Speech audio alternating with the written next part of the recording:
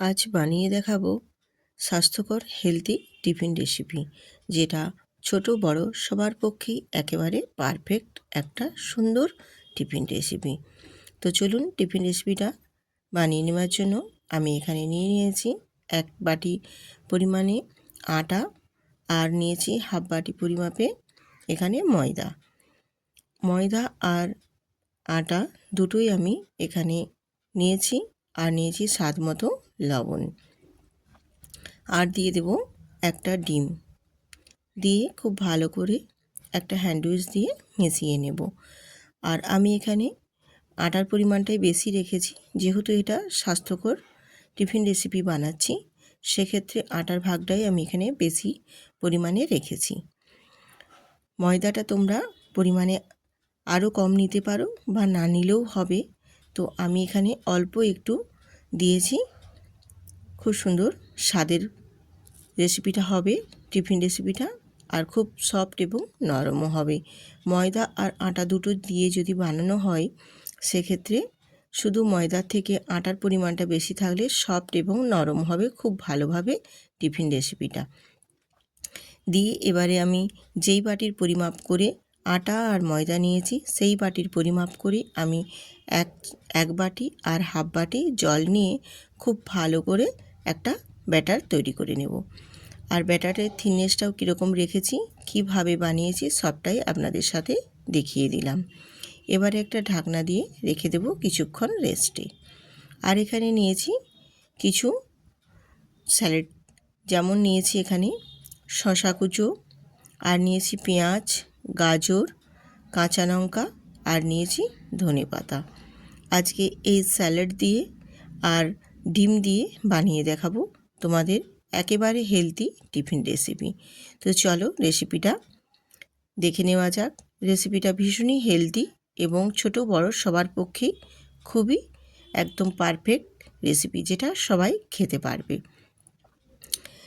এবারে আমি গ্যাসেতে একটা ফ্রাই প্যান বসিয়ে দিয়ে অল্প একটু তেল দিয়েছি, আর গ্যাসটাও অন করে দিয়েছি।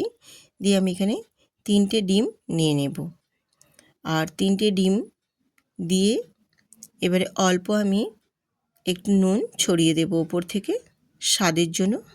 3টে ডিমের জন্য যতটা প্রয়োজন নুন লাগবে, সেই পরিমাণে আমি এখানে নুন দিয়ে ভালো করে ডিমগুলোকে মিশিয়ে নেব। দিয়ে একবারে ঝুরো ঝুরো করে ভুজিয়ার মতো ভেজে নেব। আমি রূপা, ব্লগস উইথ রূপা চ্যানেলে আপনাদের সবাইকে স্বাগত জানাই। আজকে আমি আপনাদের সাথে টিফিন রেসিপি শেয়ার করছি, ভীষণ হেলদি, যেটা একেবারে স্বাস্থ্যের পক্ষে ভীষণ ভালো। যদি ভালো লেগে থাকে আজকে টিফিন রেসিপি, তাহলে বন্ধুদের সাথে শেয়ার করে সুন্দর করে একটা কমেন্ট করে দেবেন, আর ভিডিওটি দেখার পূর্বেই ভিডিওটিতে একটি লাইক দিয়ে দেবেন। আমার ভুজিয়াটা দেখো সুন্দর করে ভাজা হয়ে গেছে। এবার আমি ভুজিয়াটা একটু ঠান্ডা করে নেব। একটু কিছুক্ষণ রেখে দিলেই ভুজিয়াটা একটু ঠান্ডা হয়ে যাবে। আর ভুজিয়াটা মোটামুটি অনেকটা পরিমাণেই ঠান্ডা হয়ে গেছে, জাস্ট একটু হালকা আছে। এরকম হালকাভাবে থাকলে কোনো অসুবিধে নেই। এরপর আমি ওই ডিমের ভুজিয়ার উপরে দিয়ে দেবো কেটে রাখা স্যালাড, শসা, গাজর, পেঁয়াজ, কাঁচা লঙ্কা, সমস্ত কিছুটাই আমি ডিমের ঝুড়ির উপরে দিয়ে দিলাম। এবারে দিয়ে দিলাম আমি এখানে ধনেপাতাও। এরপর দেব অল্প সামান্য একটু এখানে নুন, জাস্ট স্যালাডগুলোর উপরে, যাতে স্যালাডগুলোর নুনটা ঠিকঠাক মতো লাগে। আর দেব এখানে গোলমরিচের গুঁড়ো। তো গোলমরিচের গুঁড়োটা আমার ঘরেই বানানো, সেক্ষেত্রে টেস্টটা আরও বেশি সুন্দর হবে এবং হজমের পক্ষেও খুব ভালো কাজ করবে। দিয়ে সমস্ত কিছুটাই খুব ভালো করে মিশিয়ে নেব। ডিমের সাথে খুব ভালো করে মিশিয়ে এটাকে সুন্দর করে একদম রেডি করে নেব। তাহলে আমার টিফিন রেসিপিগুলো বানাতে খুবই সহজ হবে এবং ঝটপট করে বানিয়ে নিতে পারবো। এবারে এটাকে এক সাইডে আমি সরিয়ে রেখে দেব। এরপর আমি যে এখানে ময়দা আর আটার যে ব্যাটারটা রেডি করে ঢেকেছিলাম, সেটা তোমাদের দেখিয়ে দিচ্ছি। আটা আর ময়দা দুটো একসঙ্গে মিশে গিয়ে অ্যাবজর্বড হয়ে কতটাই সুন্দর হয়েছে। আর ব্যাটারটার থিকনেসটাও তোমাদের দেখিয়ে দিচ্ছি কীরকম পর্যায়ে রেখেছি। খুব ঘনও নয় আর খুব পাতলাও নয়, ঠিক এই মিডিয়ামভাবে রাখতে হবে। দিয়ে এবারে গ্যাসটা অন করে আমি একটা এখানে ফ্রাই প্যান বসিয়ে দিয়েছি, আর দিয়ে দেব এখানে 2 হাতা ব্যাটার দিয়ে দেব। দিয়ে ব্যাটারটাকে খুব ভালো করে আস্তে আস্তে করে ঘুরিয়ে গোল শেপ দিয়ে দেব। দিয়ে এবারে আমি এটা রেখে দেব 30 থেকে 40 সেকেন্ড। তাহলে খুব সুন্দরভাবে আস্তে আস্তে ওপর থেকে একদম ড্রাই হয়ে শুকনো হয়ে আসবে, আর নিচটাও সুন্দর করে ভাজা হয়ে যাবে। যখন দেখবে ওপরটা একদম সুন্দর করে ড্রাই হয়ে গেছে, তখন আলতো করে আস্তে করে উল্টে দেবেন। এই রকমভাবে দুটো পাশই উল্টে পাল্টে হালকা করে একটু ভেজে নেব। খুব বেশি ভাজা হবে না, জাস্ট একটু হালকা হালকা করে ভেজে নেব। ভাজা হয়ে গেলে এবারে ওর মধ্যে আমি যে স্যালাডটা রেডি করেছি সেই স্যালাডটা এখানে ওপর থেকে দিয়ে দেব। আর এখানে আমি চামচে করে তুলে দিচ্ছি, 2 চামচ 3 চামচ যার যেরকম পরিমাণে মনে হবে সেই মতো দিয়ে দেবে। তো অবশ্য এই ডিমের ভুজিয়া বা স্যালাডটা একটু পরিমাণ মতোই দিতে হবে, যাতে খেতে ভালো লাগে। এরপর আমি চারপাশ থেকে একটু ওই আটার গোলাটা যে আছে, আটার গোলাটা থেকে অল্প করে একটু চার সাইডে দিয়ে দেব। দিয়ে দিলে সুন্দর করে যে আমি মুড়ে নেব, মুড়ে নেওয়াটা খুব সুন্দর করে আঠার মতো কাজ করবে, একটু খুলে যাবে না কোনো পাশ থেকে। বেশ সুন্দর করে ভেতরে পুরটা একদম ভর্তি থাকবে, একটু বাইরে বেরিয়ে যাবে না, বেশ সুন্দর করে একদম চেপে যাবে। আর ওপর থেকে আমি একটু তেল ব্রাশ করে এইভাবে দুটো পাশ আলতো করে ভেজে নেব, একটু লালচে লালচে করে। খুব বেশি কিন্তু ভাজা যাবে না, আর ভাজলেও ভালো লাগবে না, মোটামুটি একটু লালচে লালচে করে ভেজে নিতে হবে। আর যেহেতু এটা আটার আছে, সেক্ষেত্রে একটু ভাজার সময় একটু সময় লাগবে, তো একটু সময় নিয়ে ভেজে নেবে। আর ভাজাটাও কত সুন্দর হয়েছে সেটাও তোমাদের দেখিয়ে দিচ্ছি। এইভাবে টিফিন রেসিপিগুলো বানিয়ে নিলে খেতেও যেমনি ভালো লাগে, দেখতেও কিন্তু ভীষণ সুন্দর লাগে।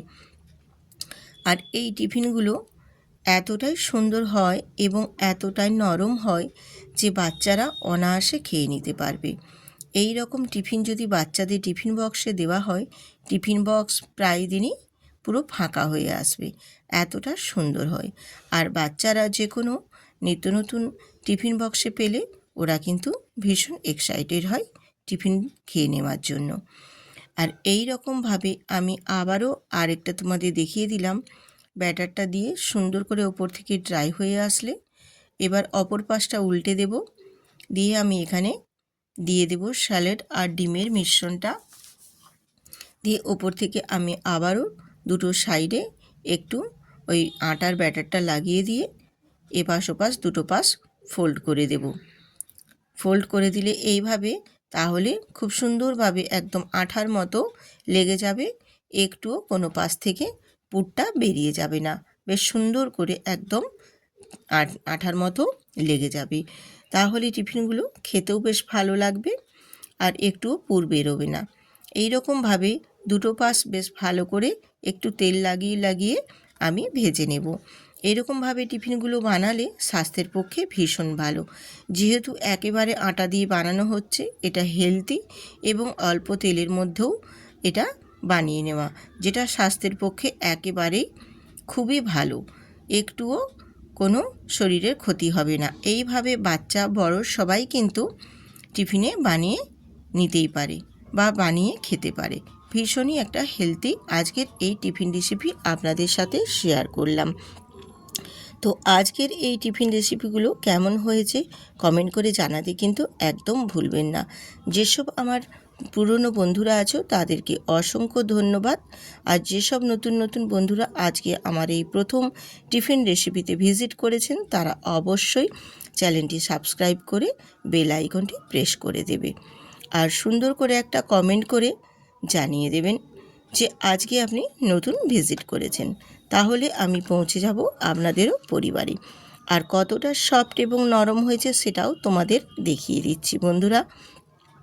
তো টিফিন রেসিপিগুলো সত্যিই ভীষণ সফট এবং নরম হয়েছিল। এইভাবে আটা দিয়ে আর অল্প একটু ময়দা দিয়ে বানিয়ে নিলে টিফিন রেসিপিগুলো কিন্তু ভীষণই সফট এবং নরম হবে। যে যে ক্ষেত্রে মানে টিফিনের জন্য বানানো হচ্ছে, টিফিনগুলো কিন্তু ভীষণই সুন্দর। আর এতটা সফট তোমরা নিশ্চয়ই দেখলেই বুঝতে পারবে। তো আজকের এই টিফিন রেসিপিটা কে কোথা থেকে দেখেছো কমেন্ট করছে জানাতে কিন্তু একদম ভুলবেন না। সবাই সুস্থ থাকবেন, ভালো থাকবেন। আবার আসবো এই রকম নিত্য নতুন রেসিপি নিয়ে। তো অবশ্যই চ্যানেলটি সাবস্ক্রাইব করে বেল আইকনটি প্রেস করে দেবেন, তাহলে নিত্য নতুন রেসিপি দেওয়া মাত্রই আপনাদের সবার আগে পৌঁছে যাবে। আবার আসবো, আজ এখানেই শেষ করলাম।